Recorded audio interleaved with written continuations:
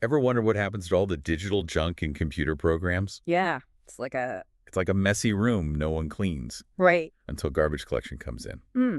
So today we're doing a deep dive into garbage collection in Java.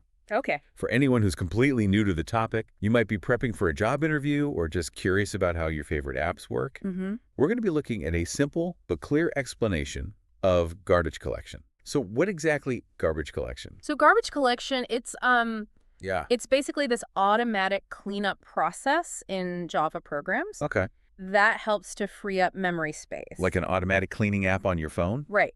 Exactly like that. So it keeps things running smoothly and prevents your program from crashing because its memory is full. Just like when your phone gets bogged down with too much stuff. Exactly. Yeah. So memory management is important Oh, absolutely. for performance, Yeah. just like on our devices. Right. So now let's go to the whiteboard. Okay. Like, imagine a teacher erasing old content to make space for new lessons. Mm-hmm.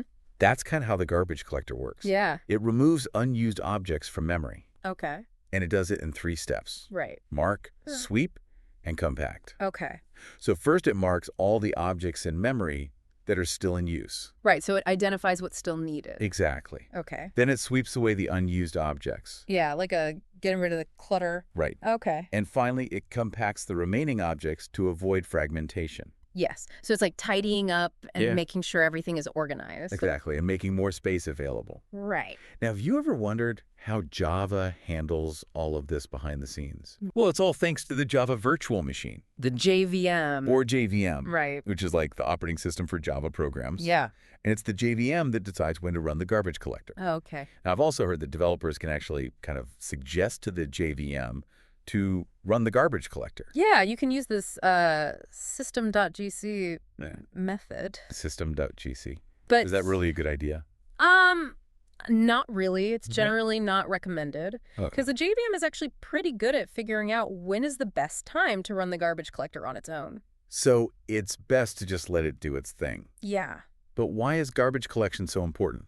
Well, you see, if you don't have efficient memory management, Yeah. you can run into all sorts of What problems. kind of problems?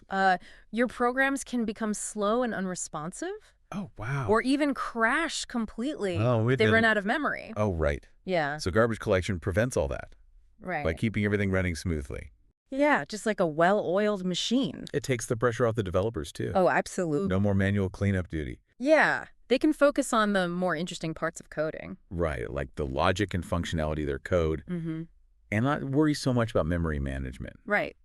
That's probably one of the reasons Java is so popular. Yeah, it's a powerful language, but also easy to use. Yeah. Thanks in part to the automatic garbage collection. So garbage collection is kind of like this silent guardian for our Java programs. Right, it's always working behind the scenes. Yeah, keeping things running smoothly and efficiently. Uh-huh.